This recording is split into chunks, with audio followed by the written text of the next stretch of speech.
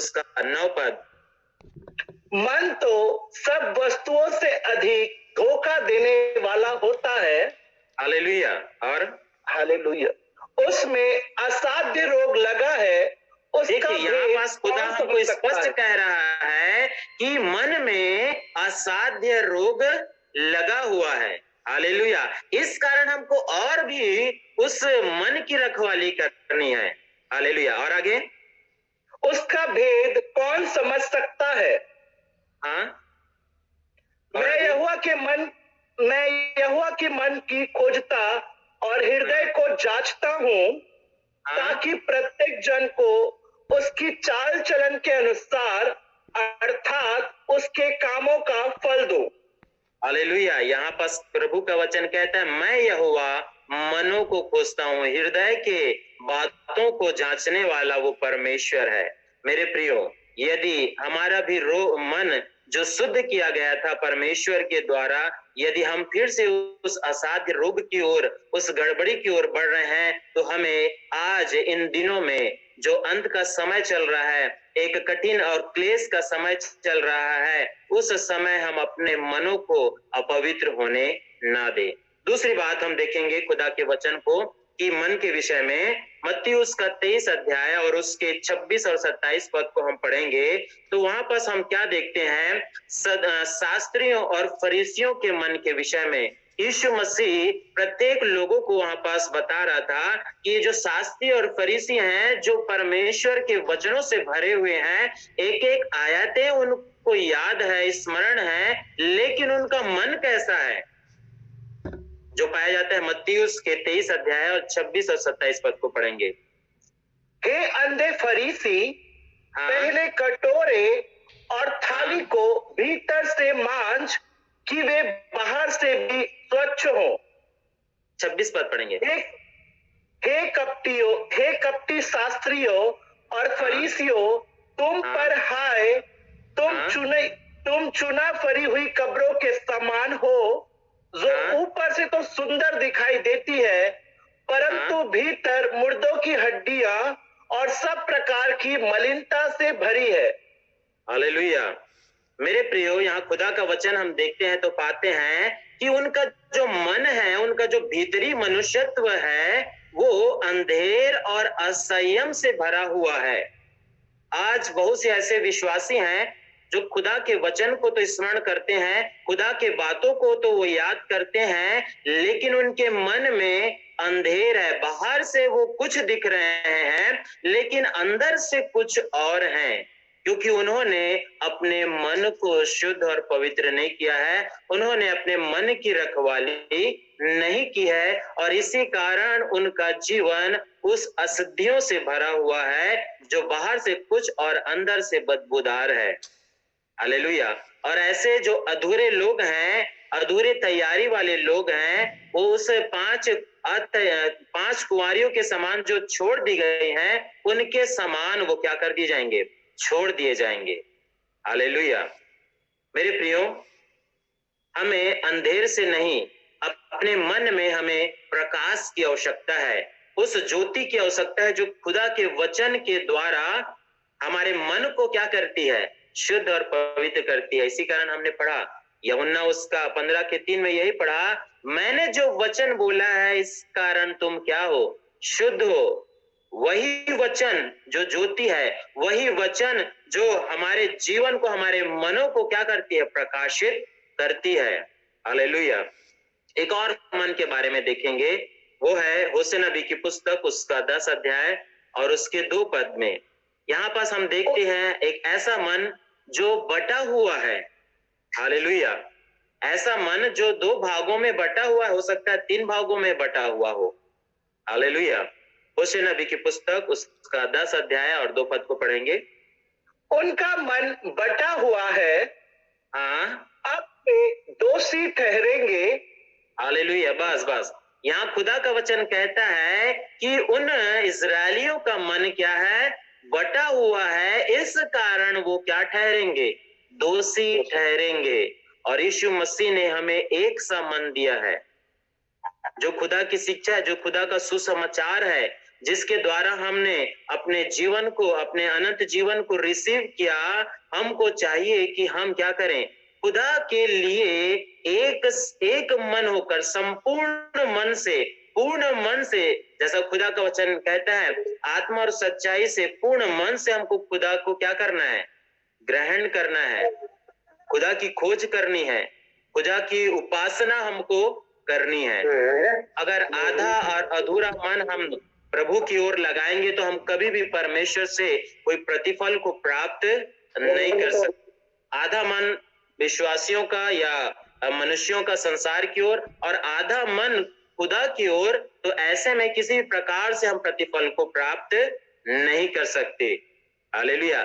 जिस प्रकार एक फूटे हुए बर्तन में कभी भी पानी ठहर नहीं सकता, उसी प्रकार ये जो दो भागों में बटे हुए मन वाले लोग हैं, वो कभी भी परमेश्वर की उपस्थिति में ठहर नहीं सकेंगे। हालेलुया। अगर आशीष मिल भी गई उनको, तो वो उस आशीष को संभाल नहीं सकेंगे। संडे तक अच्छा मन, संडे के बाद उनका मन और कहीं हो जाता है। जीवन की चिंताएं, हालेलुया। जैसा हम देखते हैं उस बीज बोने वाले व्यक्तियों, बीज बोने वाले किसान ने जब बीज बोया, तो बहुत से ऐसे लोग हैं जो जीवन की चिंताओं से अपने आप को दबाए हुए होते हैं। उनका मन बटा होता है संसार की ओर, संसार की चिंता और परेशानी की ओर। लेकिन हमारा यीशु मसीह कहता है कि अपना बोझ मुझ पर डाल, मैं तुम्हें विश्राम दूंगा। हालेलुया। मेरे प्रियो, आज हमें अपने मन की चौकसी और रखवाली करना है। आज आप चेक करिए कि मेरा मन बटा हुआ तो नहीं है। मैं कुछ समय प्रभु की और कुछ समय संसार की या अन्य बातों की तो नहीं हूं, या नहीं हूं। इस चीज को आपको क्या करना है? जांचने की आवश्यकता है। अगली बात हम देखते हैं मरकुस का सुसमाचार, उसका 7 अध्याय और उसके 6 पद में हम देखते हैं कि बहुत से ऐसे लोग हैं जिनका मन परमेश्वर से बहुत ही दूर है। पढ़ेंगे इस वचन को। उसने उनसे कहा कि यशायाह ने तुम कप्तियों के विषय में बहुत ठीक भविष्यवाणी की, जैसा लिखा है कि ये लोग होठों से तो मेरा आदर करते हैं,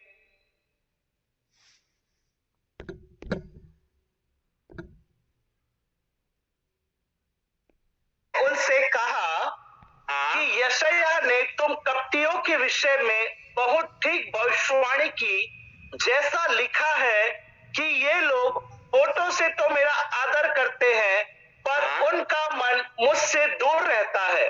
हालेलुया। देखिए मेरे प्रियो, यहाँ खुदा का वचन स्पष्ट कह रहा है और भविष्यवाणियों में इस बात को बताया गया है कि ये लोग होठों से तो मेरा आदर कर रहे हैं, लेकिन इनका मन मुझसे दूर है। हालेलुया।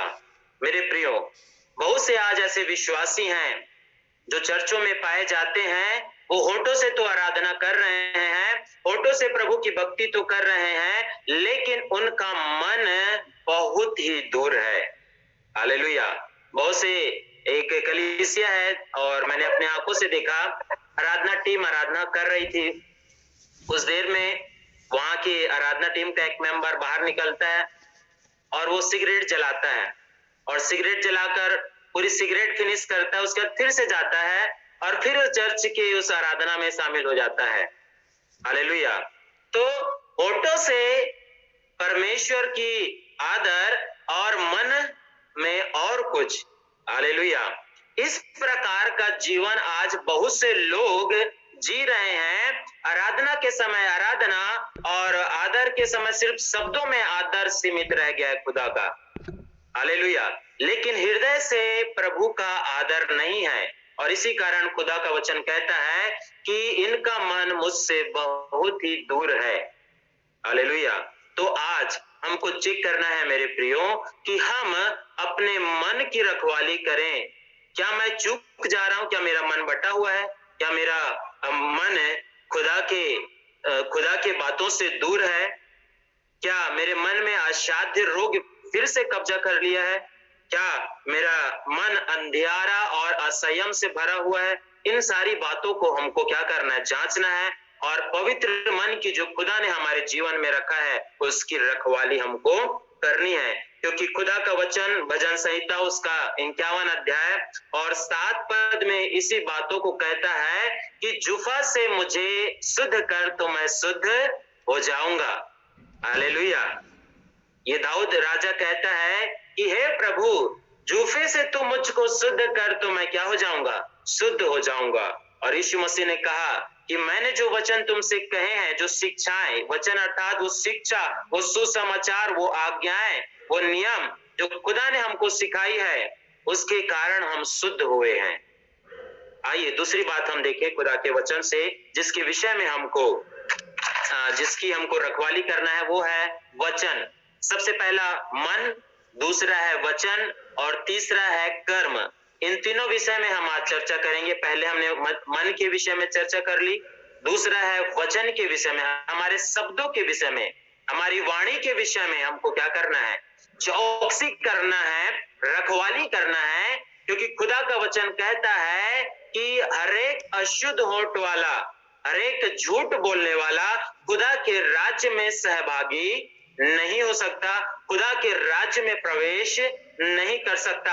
आप जो बुलाए हुए लोग हैं, आपने जिन्हें यीशु मसीह को ग्रहण किया है, उस राज्य में जो जाने के लिए आप तैयार हैं, आप अपने शब्दों के ऊपर ध्यान दें, आप अपने होठों पर ध्यान दें। हालेलुया। और इसी कारण हम देखते हैं खुदा के वचन को यशायाह नबी और उसका 6 अध्याय और उसके 5 से 7 पद को जब हम पढ़ेंगे तो वहां पास हम क्या देखते हैं? यशायाह नबी ने जब दर्शन को देखा तो क्या देखता है कि एक स्वर्गदूत उस वेदी में से, उस पवित्र वेदी में से एक अंगार को यशायाह के होठों में टच करता है, उसे शुद्ध करता है, उसके शब्दों को शुद्ध करता है, उसके अधर्मों को दूर करता है। पढ़ लेंगे हम खुदा के वचन को, यशायाह नबी उसका 6 अध्याय और उसके 5 पद से 7 पद तक। तब मैंने कहा, हाय हाय, मैं नाश हुआ, क्योंकि मैं अशुद्ध होठ वाला मनुष्य हूँ और अशुद्ध होठ वाले मनुष्यों के बीच में रहता हूँ, क्योंकि मैंने सेनाओं के यहोवा महाधिराज को अपनी आंखों से देखा है। तब एक सराप हाथ में अंगारा लिए हुए, जिसे उसने चिमटे से वेदी पर से उठा लिया था, मेरे पास उड़ा कर आया और उसने उससे मेरे मुंह को छूकर कहा, देख, इसने तेरे होठों को छू लिया है, इसलिए तेरा अधर्म दूर हो गया और तेरे पाप क्षमा हो गए।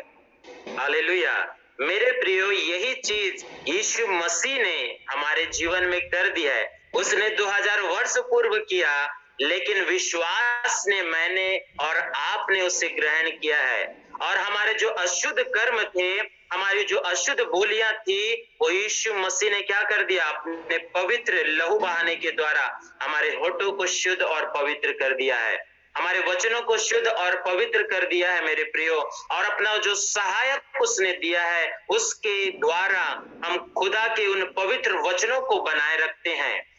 हालेलुया। और यशायाह नबी ने अपने वचनों को, अपने शब्दों को शुद्ध और पवित्र होता हुआ देखा। और हम क्या देखते हैं? हमारे जो वचन हैं वो मनुष्य को क्या करते हैं? अशुद्ध करते हैं, अपवित्र करते हैं, मैला बनाते हैं। इस कारण हमको क्या करना है? इस नए वर्ष में पर में अपने वचन को क्या करना है? ध्यान देने की आवश्यकता है। अपने वचनों को, अपने शब्दों पर नियंत्रण और रखवाली करने की आवश्यकता है। इसी कारण हमको वह बाइबल सिखाती है कि तुम्हारी बातें हाँ की हाँ और ना की ना हो। लेकिन आज वर्तमान संसार में हम क्या देखते हैं? बिना झूठ के, बिना बाइबल के और बिना झूठ के, बिना गाली के बात नहीं होती। लोग एक दूसरे को धोखा दे रहे हैं, बिना धोखा दिए उनका काम नहीं बन सकता। हालेलुया। लेकिन वो एक बात भूल जाते हैं कि जो शब्द उनके मुंह से निकल जा रहा है, हर एक शब्द उसके जीवन को, उसके प्राण को, उसकी आत्मा को प्रभावित कर रहा है। हालेलुया। और इसी कारण मत्ती उसका 15 अध्याय और उसके 18 पद में यीशु मसीह ने जो शिक्षा हमको दी उसे हम निकालेंगे मत्ती 15 उसका 18 में, कि जो मुंह के शब्द हैं, हमारी जो बोली है, हमारी जो वाणी है, वो मनुष्य को अशुद्ध करता है, ना कि संसारिक बातें, ना कि भोजन, ना कि और भी जो संसार में पाए जाने वाली बातें, वो हमको अशुद्ध नहीं कर सकती। लेकिन अशुद्ध केवल एक चीज कर सकती है, वो है हमारे शब्द। पढ़ेंगे खुदा के वचन को मत्ती 15 उसका 18 पद में। पर जो कुछ मुंह से निकलता है वह मन से निकलता है और वही मनुष्य को अशुद्ध करता है। हालेलुया। स्पष्ट खुदा ने हमको ये सीख सिखा दी है 2000 वर्ष पूर्व, जो कुछ मन और मुंह से निकलता है वही मुझे और आपको क्या कर सकता है? अशुद्ध कर सकता है। ये चीज अब आपके ऊपर है मेरे प्रियो, कि आप किस प्रकार से उस अपवित्रता से भाग सकते हैं, बच सकते हैं। आप सब ने भजन संहिता 1 अध्याय जरूर पढ़ा होगा। वहां दाऊद राजा ने स्पष्ट हमको इस बातों को सिखाया है। हालेलुया। पढ़ेंगे हम शब्दों के विषय में याकूब उसका 3 अध्याय और 10 और 11 पद में हम पढ़ लेंगे। तो वहां पास भी हम क्या देखते हैं कि जो प्रभु के लोग हैं कभी भी दोहरा जीवन नहीं जिएंगे, दोहरे शब्द नहीं बोल पाएंगे। उसी मुंह से खट्टा और उसी मुंह से मीठा, उसी मुंह से कड़वा और उसी मुंह से क्या, उसी मुंह से कड़वा और उसी मुंह से मीठी मीठी बातें नहीं कर सकते। हालेलुया। पढ़ेंगे खुदा के वचन को, याकूब 3 उसका 10 और 11 पद को पढ़ेंगे। एक ही मुंह से धन्यवाद और श्राप दोनों निकलते हैं। हे मेरे भाइयों, ऐसा नहीं होना चाहिए। हालेलुया। एक ही मुंह से धन्यवाद और एक ही मुंह से श्राप नहीं निकल सकते। आप या तो धन्यवादी होंगे या तो श्रापित होंगे, या आप आशीषित हैं या आप श्रापित हैं। और सांप कभी भी अच्छी बातें है ना, सांप के मुंह से, सांप के दांतों से कभी क्या नहीं हो सकता, शहद नहीं निकल सकता। हालेलुया।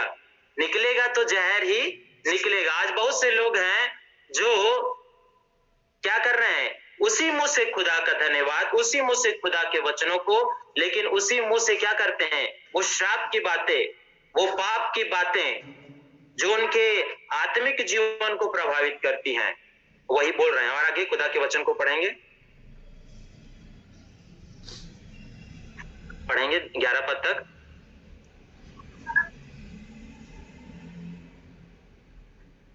याकूब 3 उसका 11 पद, जिसे मिलता है पढ़ें।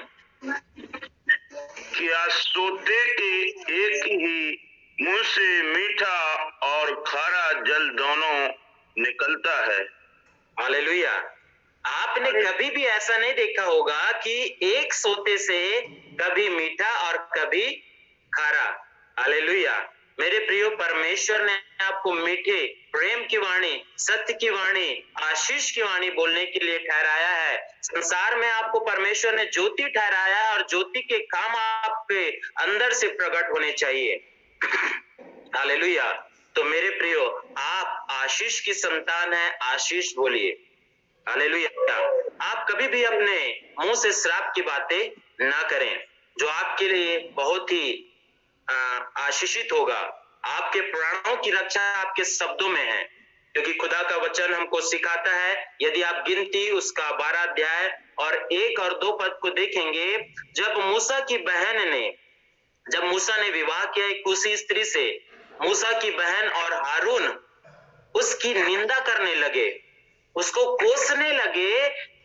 और हम क्या देखते हैं उनके जीवनों में, जो मरियम थी उसकी निंदा करने के द्वारा, मूसा की निंदा करने के द्वारा उसने क्या किया, अपने जीवन में श्राप को प्राप्त किया।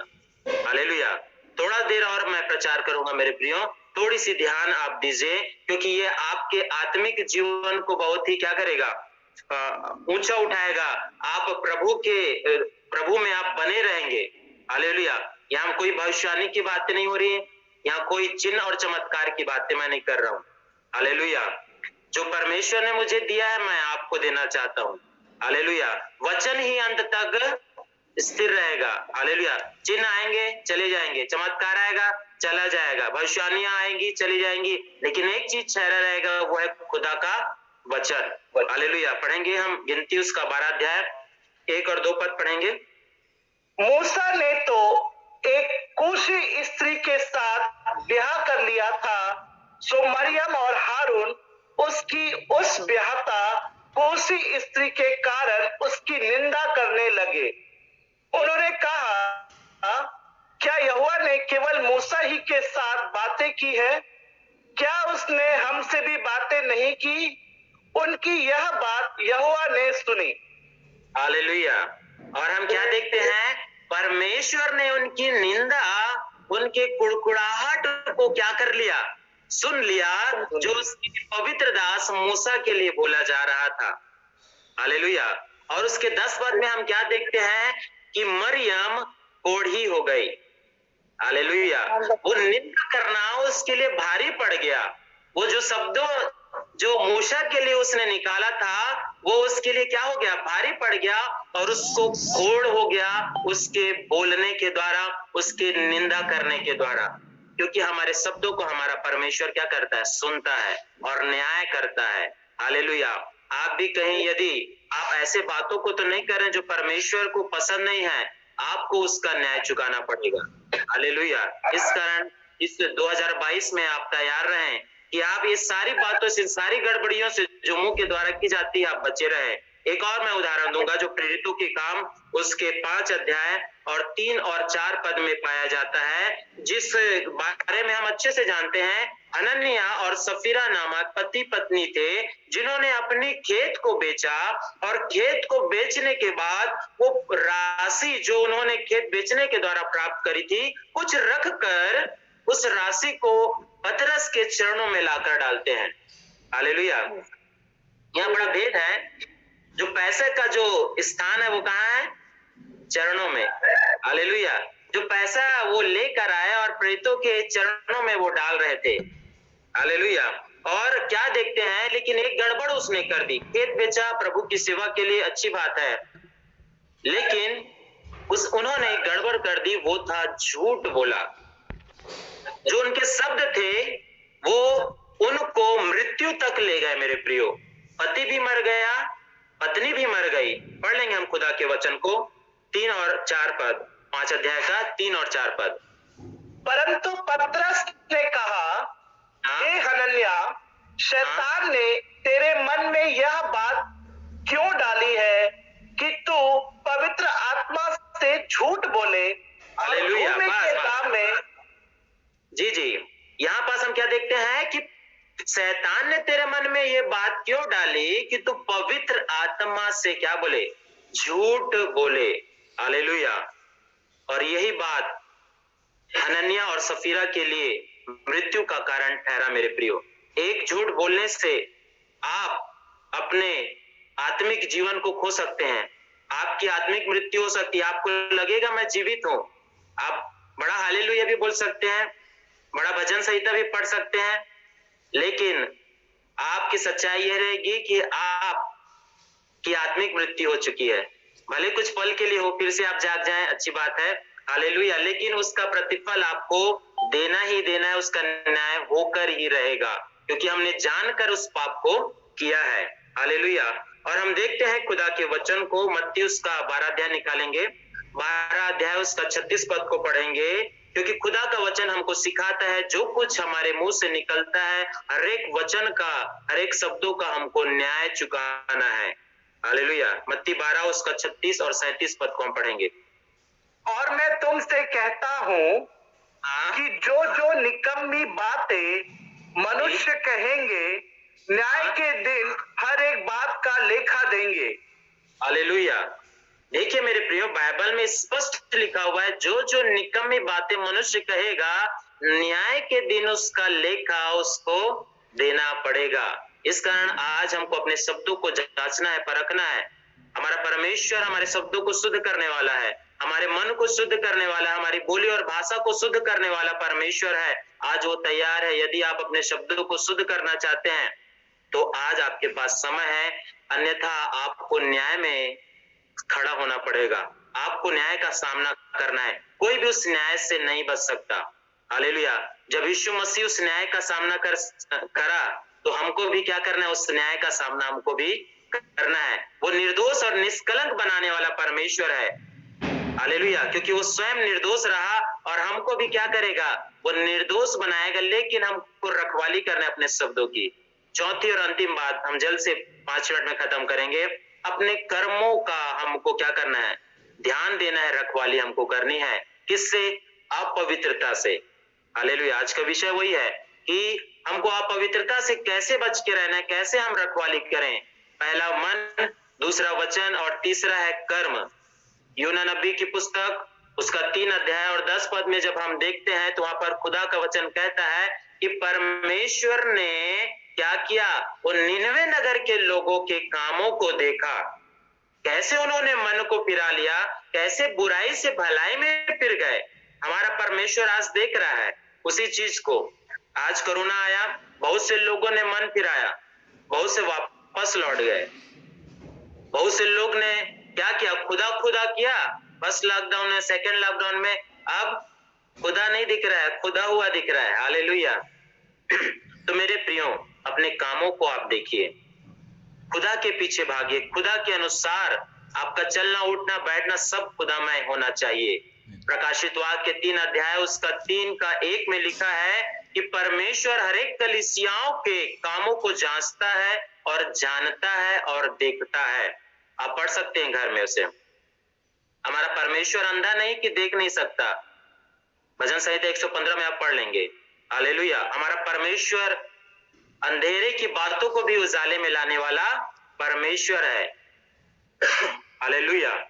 हमारे कामों को ठीक ठीक होना अवश्य है। जो हम बोएंगे वो काटेंगे। सब बाइबल की ही बातें हैं ये।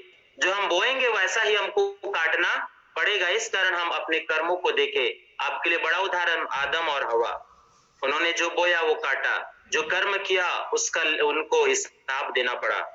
जैसे हम देखते हैं उड़ाऊ पुत्र के विषय में, हम 5 मिनट और उसके बाद समाप्त करेंगे। उड़ाऊ पुत्र के जीवन में आप देखें, बड़ा अच्छा उदाहरण यीशु मसीह ने हमारे सामने रखा। जब वो पिता से दूर हो गया, संसार की बातों में पड़ गया, उसके कर्म जब बिगड़ गए, धन की इच्छा, विचार की इच्छा, संसारिक अभिलाषाओं में पड़ा रहा, जब दूर हो गया परमेश्वर से, तब उसके कर्म उस पर भारी पड़ गए। हालेलुया। अकाल, दुख, समस्या, भोजन की कमी, बहुत सी बातें उसके अंदर हो गई। लेकिन जब उसने अपने कर्मों से मन को फिराया, परमेश्वर ने उसको अपनाया। परमेश्वर ने खोया हुआ वस्त्र उसे लौटाया। परमेश्वर ने उसके सारे मैलेपन को दूर किया। परमेश्वर ने उनके हाथों में अंगूठी पहनाई। हालेलुया। और आनंद किया। आज हमारे साथ भी यही होना चाहिए मेरे प्रियो। जो वस्त्र, जो परमेश्वर ने नयापन हमारे अंदर डाला है, संसार से हमें निकाला है, अपनाया है, हमको हमारे कर्मों में वो चीजें दिखनी चाहिए। एक बार हम पाप करके फिर से वो पाप के सागर में हमको वापस नहीं जाना है। हालेलुया। आप देखें गेहजी का उदाहरण हमारे पास है। किस प्रकार से, जब आप देखें दूसरा राजा, आप घर में पढ़ लीजिएगा, दूसरा राजा उसका 5 अध्याय और उसके 20 पद में किस प्रकार गेहजी के मन में लालच आया और वो नामान के पीछे भागा ताकि कुछ धन उससे प्राप्त कर ले। एक लोभ और एक लालच उसके अंदर आया और हम देखते हैं नामान का कोड़ उसको पीढ़ी से पीढ़ी तक उसको लगा रहा। हालेलुया। पाप किया गेहजी ने, लेकिन उसके वंश और उसके संतानों को भी वो कोड़ लगा रहा। आज बहुत से ऐसे लोग हैं, बहुत सी पुस्तकें हैं, बहुत से शिक्षाएं हैं श्राप के बारे में। यही बहुत से श्राप के बंधनों में लोग पड़े हुए हैं, वही कर्मों के कारण। पिछले पूर्वजों का जो कर्म है, जो बहुत से कर्म करके मनुष्य क्या हो जाता है, उस श्राप को प्राप्त कर लेता है, जैसा गेहजी ने प्राप्त कर लिया। हालेलुया। हमको अपने कर्म की चौकसी करना है। हालेलुया। हम देखते हैं यहूदा इस्करियोती के विषय में कि किस प्रकार यीशु मसीह का चेला था, किस प्रकार से वो यीशु मसीह का चेला था और उसने भी क्या किया, लोभ किया।